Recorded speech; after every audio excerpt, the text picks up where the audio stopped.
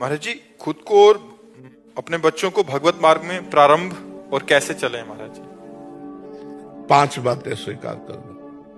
पहला, सुमिरन, किसी भी एक नाम का सुमिरन। दूसरा, सेवा, माता पिता की सेवा, गुरु की सेवा, भगवान की सेवा, परिवार की सेवा, पशु पक्षियों की सेवा। सुमिरन, सेवा। तीसरा, स्वाध्याय,